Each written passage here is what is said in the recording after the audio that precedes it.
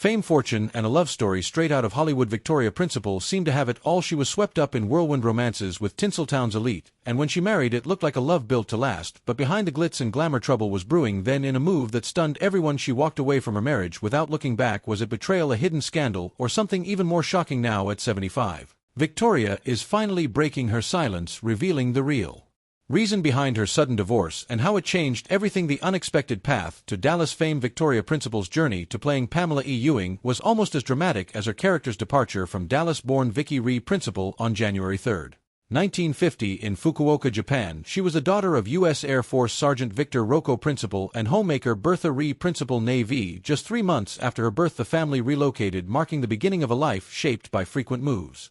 Because her dad was military, she grew up everywhere: London, Puerto Rico, Florida, Massachusetts, Georgia, pretty much name a place, and she probably lived there. 17 different schools, including the Royal Ballet School. When they were in England, she got an early start in showbiz too, doing her first TV commercial at just 5 years old. But after high school, she wasn't thinking about Hollywood. She wanted to be a doctor and went to Miami-Dade Community College in '68 to study medicine. Then everything changed. A few months before finishing her first year, she almost died in a car accident. She was driving home from the library when a drunk driver hit her. She was seriously injured, and the guy who hit her actually ended up in jail. Recovery took months, and when she found out she'd have to repeat her entire first year of college, she had a real moment of reflection. Instead of going back, she flipped the script, completely moved to New York City to pursue acting. That led her to Europe, where she studied at R.A. And eventually she landed in Los Angeles, ready to chase that Hollywood dream. Her first major break came with The Life and Times of Judge Roy Bean, in which she portrayed Maria Elena, a Mexican mistress. Her performance was so compelling that writer John Milius expanded her role. Impressed by her talent, the film earned her a Golden Globe nomination for Most Promising Newcomer, marking a turning point in her career. When she left for Arizona to film, she was relatively unknown, but just 3 months later, she returned to Los Angeles to find paparazzi waiting at the airport. Then came Earthquake in 1974. She landed the role of Rosa Amici over some serious competition. Susan Sarandon and Kay Lenz were both in the running. Before her third audition, she made a bold move, chopped off her long brown hair, dyed it black, and rocked an afro. When she walked in, director Mark Robson was stunned, but impressed, and it worked. Earthquake became one of the biggest movies of its time, racking up 4 Oscar nominations and 2 Golden Globe nods. She kept acting, taking roles in smaller movies like I Will For Now and Vigilante Force, even signing a 3-picture deal with Brute Productions. But something shifted. By 1975, she was over the acting game and decided to step away, taking a job as a talent and booking agent. Instead, she stayed in that lane until late 1977, thinking she was done with Hollywood. At one point, she even considered pursuing law school, with acting serving merely as a means to finance her education. In 1976, she briefly returned to Earthquake to film additional scenes for its television adaptation. The following year, she made a guest appearance on Fantasy Island and starred in the TV movie The Night They Took Miss Beautiful, but her focus was still on law school and her agency work. Then Aaron Spelling called. He offered her a role in the Fantasy Island pilot. She took it, but the law school dream was still on her mind, so she later asked to be written out of the show. That seemed like the end of her acting comeback. Then came Dallas. She was originally meant to send the script to her clients, but when she read it, something about the role of Pamela Ewing resonated with her. Instead of passing it along, she made a bold decision. She contacted the casting agent and arranged for an audition without revealing that she would be the one auditioning. Just like that, Victoria Principal went from actress to agent to almost lawyer, then right back to being an actress. And because of her time as an agent, she knew how to negotiate. She locked in a contract that made sure she was getting paid, and that was how Victoria Principal secured her iconic role on Dallas. The shocking truth behind her Dallas exit: Pamela Barnes E. Ewing played a pivotal role in Dallas, serving as the emotional core of the E. Ewing family. Despite her deep connections, she was never fully embraced by them, always carrying the weight of her identity as Digger, Barnes's daughter, caught in the midst of a long-standing family feud.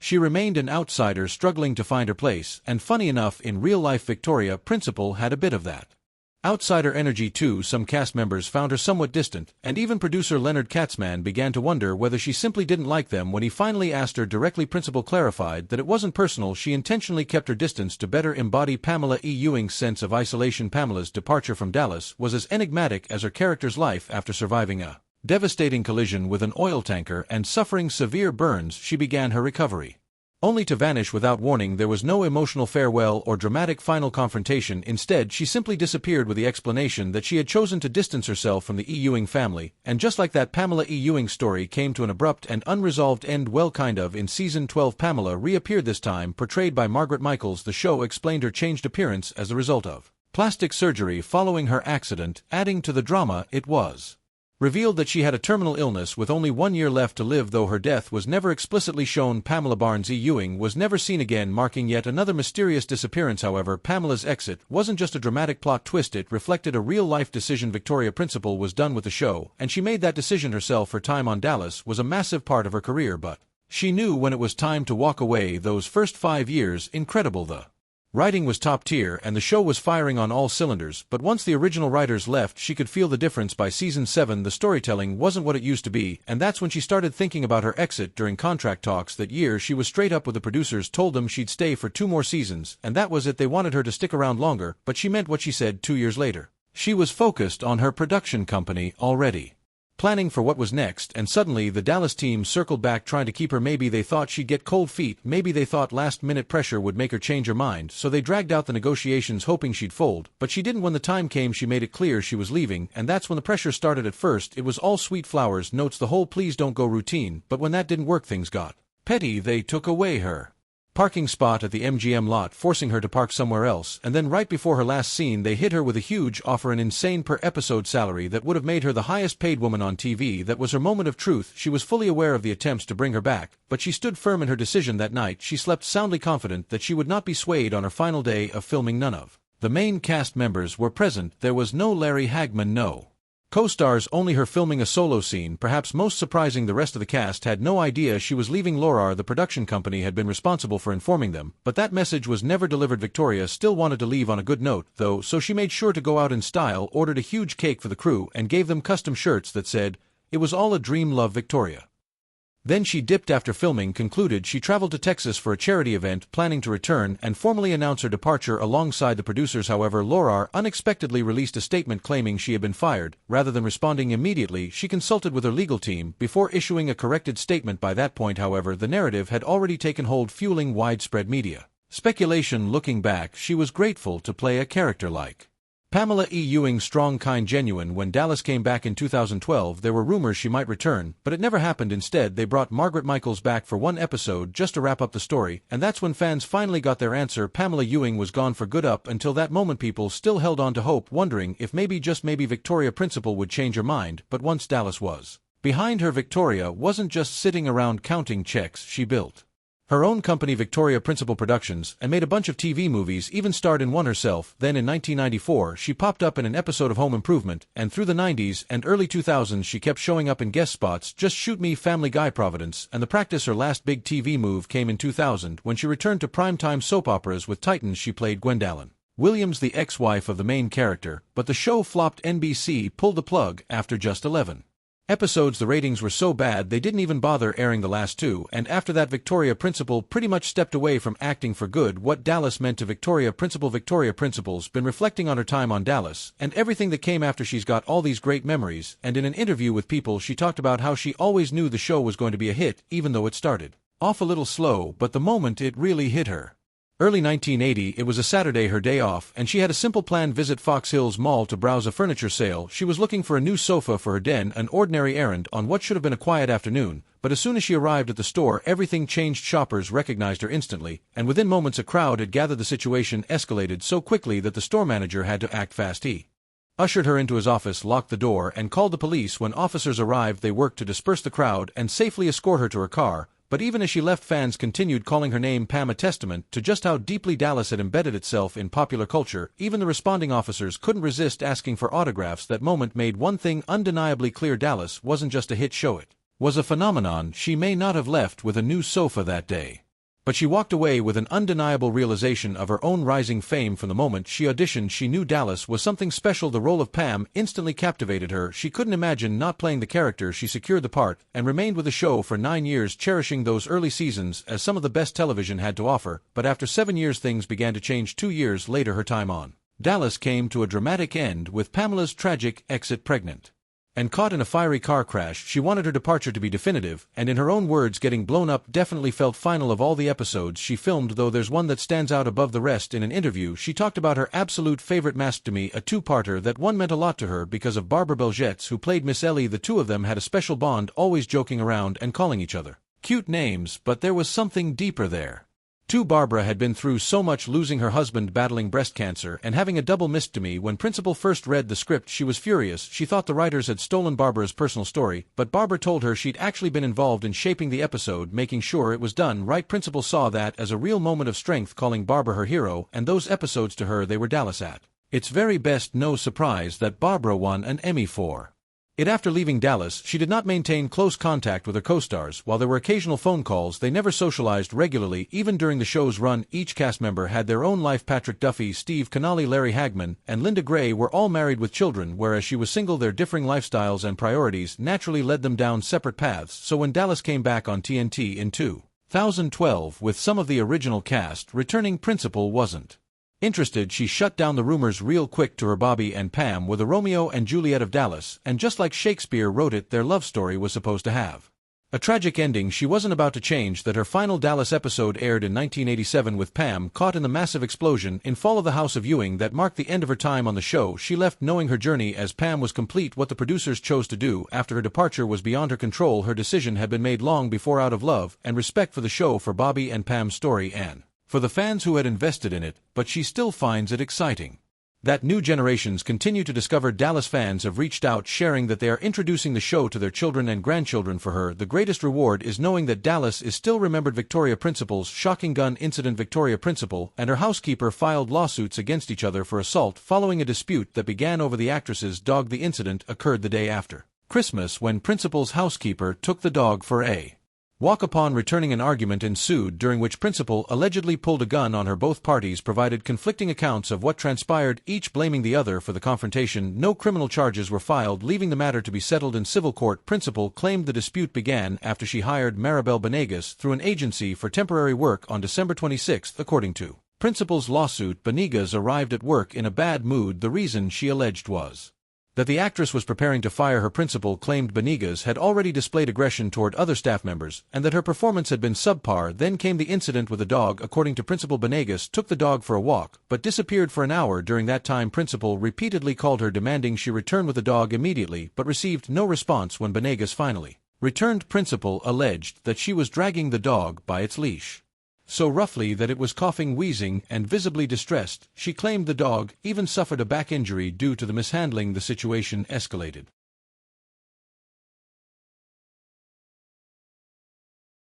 further when, according to Principal, Benegas began banging on the kitchen counters, shouting, "Give me money, give me my money."